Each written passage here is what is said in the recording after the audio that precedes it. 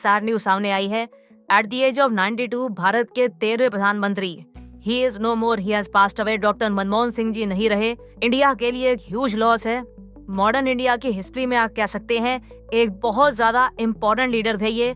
और आज के समय ऑब्वियसली पूरा इंटरनेशनल मीडिया, इंडियन मीडिया हर जगह इनके बारे में लिख रहा है कि former Indian prime minister is no more. और मुझे पता है आप सबके माइंड में एक लाइन लगातार आ रही होगी।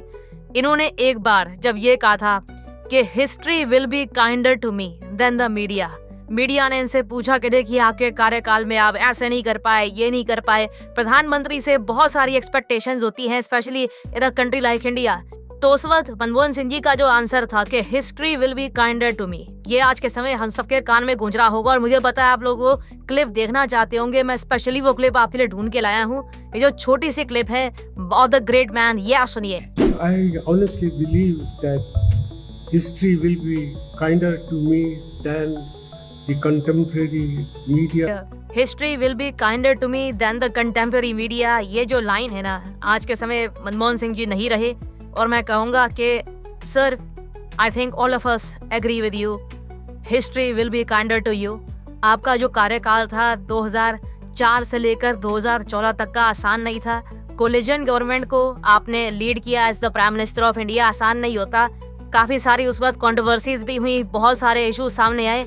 But at the same time आपने जिस तरीके से देश की इकोनॉमी को आगे बढ़ाया, not just as the prime minister of India, उससे पहले जब आप देश के वित्त मंत्री भी थे, you serve the country very well. और इतिहास बिल्कुल आपको काइंडनेस के साथ याद करेगा, क्योंकि आप अगर इनका करियर देखें ना, तो इन्होंने देश की सेवा विभिन्न तरीके से बार बार करी है।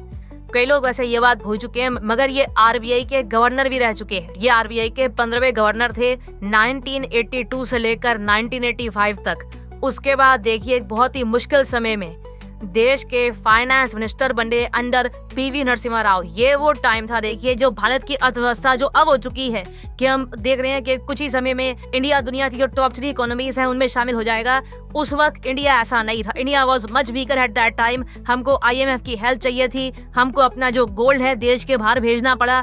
ये सारा समय, इस मुश्किल कठिन समय में देश की इकोनॉमी को लीड किया था डॉक्टर मनमोहन सिंह जी ने। He was the finance minister of India between 1991 to 1996। और इन्हीं के अंडर इकोनॉमिक लिबरलाइजेशन हुए थे, इकोनॉमिक रिफॉर्म्स हुए थे, ग्लोबलाइजेशन, लिबरलाइजेशन, प्राइवेटाइजेशन, जिसके बेसिस पर जो आप कह सकते हैं फंडामेंटल बेस बना था, जिसके ऊपर आज के समय लगातार इंडियन इकोनॉमी ग्रो करती जा रही है। और एक लंबे समय के बाद इंडिया एक प्रॉस्पेरिटी की एरा की तरफ देख रहा है। इसमें देखिए डॉक्टर मनमोहन सिंह जी और उनकी नीतियों का बहुत इंपॉर्टेंट रोल था।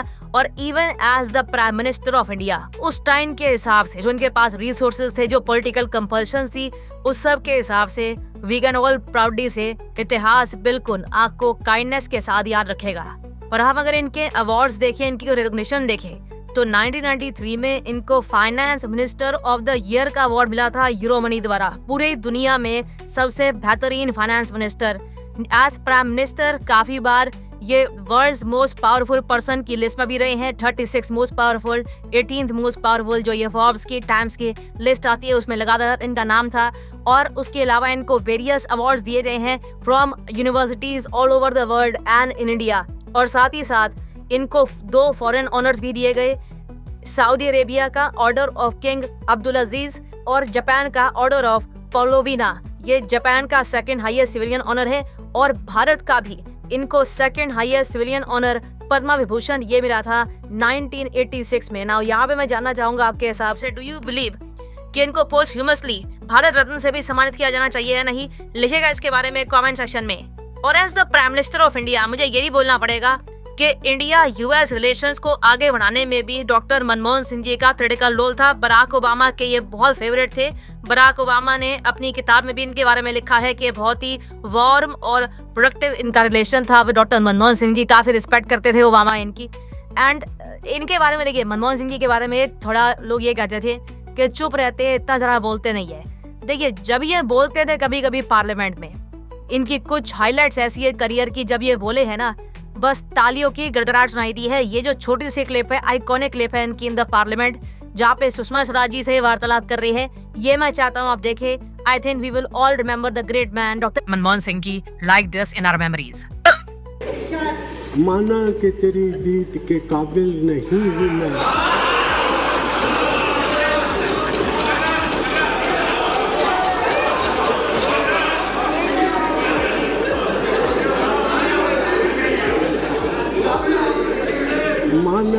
कि तेरी दीद के काबिल नहीं हूँ मैं, तू मेरा शौक तो देख, मेरा इंतज़ार देख।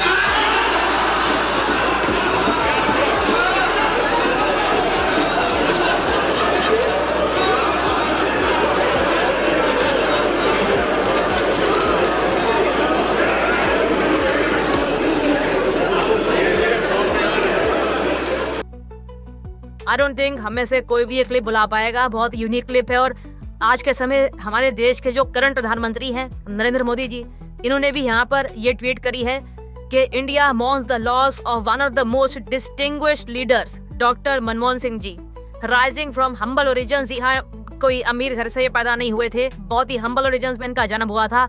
ही rose to become a respected economist. Literally दुनिया भर में he was a respected economist.